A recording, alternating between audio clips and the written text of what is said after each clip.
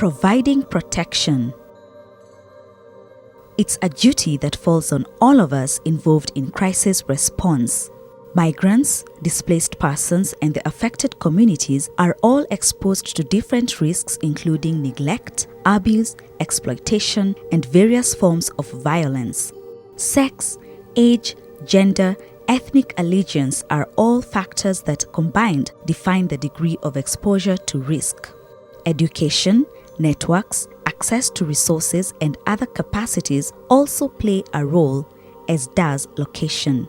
People in a camp will be differently at risk than those in a spontaneous settlement, a transit center, at a border, or in an urban setting. Finally, crisis-induced factors such as family separation, loss, and lack of resources, and threats to life also have an influence on exposure to risk. Understanding how these factors interplay is critical to ensuring IOM crisis responses avoid unintended damage but rather build on individuals' and communities' self-protection capacities. What are the protection mainstreaming principles? 1. Prioritize safety and dignity and avoid causing harm. 2. Ensure meaningful access to services and assistance. 3. Encourage accountability to the affected population. And 4. Foster participation and empowerment. IOM mainstreams protection across all of its sectors of assistance, from camp coordination and camp management to health support, transport assistance, and humanitarian border management. Moreover, some sectors like CCCM, psychosocial support, land and property support, counter-human trafficking in crisis, operationalize protection through targeted actions. Time, locations of distribution, and the type of non-food items to be handed out at migrant transit centers are all agreed in consultation with the migrants themselves. Items are selected because they are both required and culturally appropriate. Priority access to emergency transportation is established for crisis-affected migrants according to how fit and able to travel they are and how much they are at risk of violence, and not on the basis of their age, sex, gender, race, or ethnic affiliation.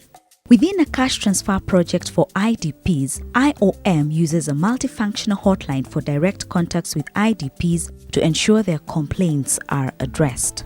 Within a disarmament and demobilization program, the demobilized population participates on a voluntary basis to the design, monitoring, and evaluation of the program, including validating the eligibility criteria for access to the program.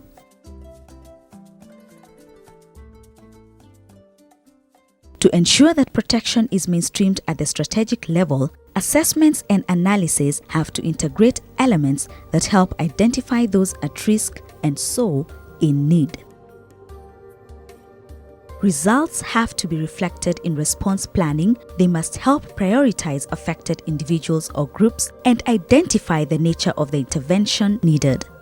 At the operational level, the protection mainstreaming principles should become part of each phase of the project lifecycle: project design and development, project endorsement, project implementation and monitoring, and project evaluation. IOM has user-friendly tools and training materials to help you do that at every stage of the project lifecycle. Also, use available resources provided by key partners, clusters, working groups, and participate in key coordination meetings where these approaches are discussed. Make sure you respond to crisis having these principles in mind.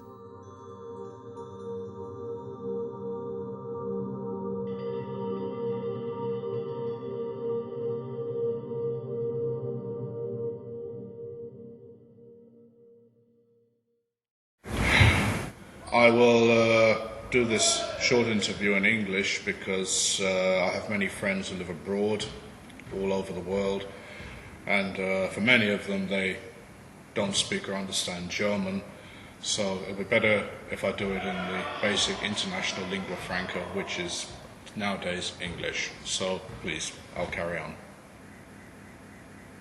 My name is George Downing. I work in security. I've been working in security here in Germany since 1997. I've worked in some aspects of middle to high risk security on public transport, having to deal with violence on public transport with football hooligans, junkies, dealers, as well as also doing a little bit of auf Deutsch unbewaffnet Personenschutz, which in English basically means like being a minder, being a bodyguard, but unarmed. I have a good group of people here. I've always believed personally in the end I'd rather have a small group of highly dedicated people than having a massive group of people who are only half interested in what I have to teach. Basically what I teach here is, to put it in simple terms, it's not politically correct, but basically it's the appliance of violence to save yourself or your loved ones or people, your family or whatever, in an emergency situation. The problem is to say that it is not politically correct, but then I don't believe in political correctness. When something has to be said, then you should say it and come out with it direct. Well, my original training, the whole idea originally began because I became very disillusioned with traditional martial arts as they were taught. I was very frank with myself and I asked myself a brutally honest question, which I think everyone should. And that question is, would it work in a real situation if my life depended on it? And if you're equally brutally honest with yourself when you ask this question, the answer will probably be no. In fact, a lot of it will not work. In fact, a lot of it will probably get me killed or very badly injured if I was to apply it in a real situation. I came into this training because I saw at the time in Germany, when I was working in security, that they didn't have anything like this at all in Germany.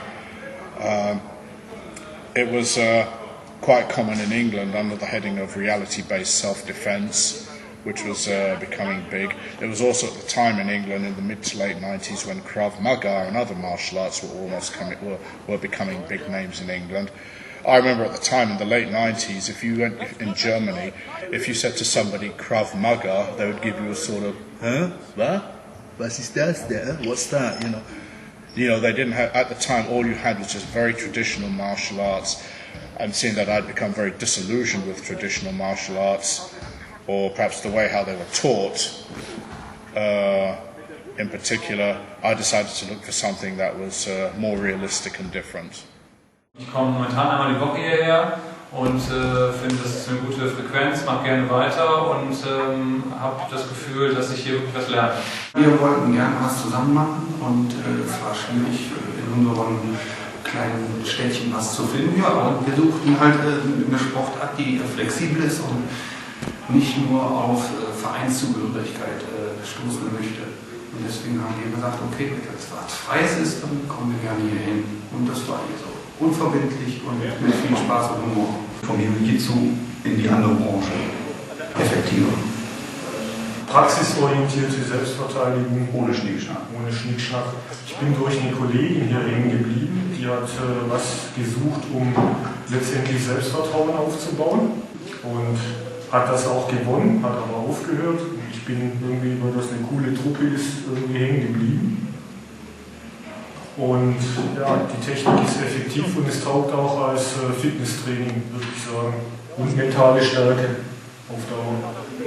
Ruhe bewahren. Genau. Ich glaube, ein wichtiger Grund ist, dass ich jetzt zum zweiten Mal Vater werde. Und ich einfach wissen möchte, was ich machen kann, wenn wir in irgendeine gefährliche Situation rauskommen sollten. Weil das Aggressionspotenzial draußen wird immer höher. Und vorher als normaler Sterblicher hat man halt keine Ahnung, was man machen soll, wenn ein Angreifer kommt oder mehrere oder. Ich habe so darum gesagt, jetzt musst du mal gucken, dass du irgendwas machst. Und darum bin ich in die genannt. Das ist schon super. Ein Sportschütze. Top-Trainer. Ich finde, die Kriminalität, die steigt halt. Und um mich selbst zu verteidigen und eigentlich mir auch selber die Sicherheit zu geben, dass ich mich verteidigen kann, habe ich mich entschieden, einfach so einen Selbstverteidigungskurs mitzumachen. Mir macht es auf jeden Fall Spaß. Es ist manchmal ein bisschen grob, aber ich meine, da muss man durch. wenn einer dich angreift, ist ja auch das Gleiche. Da wird ja auch keine Rücksicht genommen.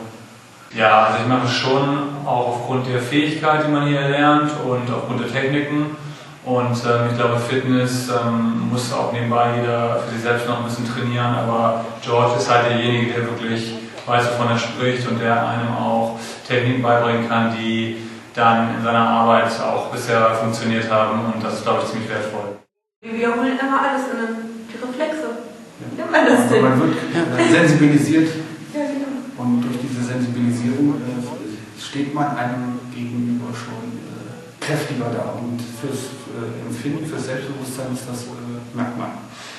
Wissen, dass man was kann, aber es liegt an dem aus. Weil man wird auch hier ganz klar geschult, dass man gesagt bekommt, weggehen und die Leute sein lassen, wie sie wollen.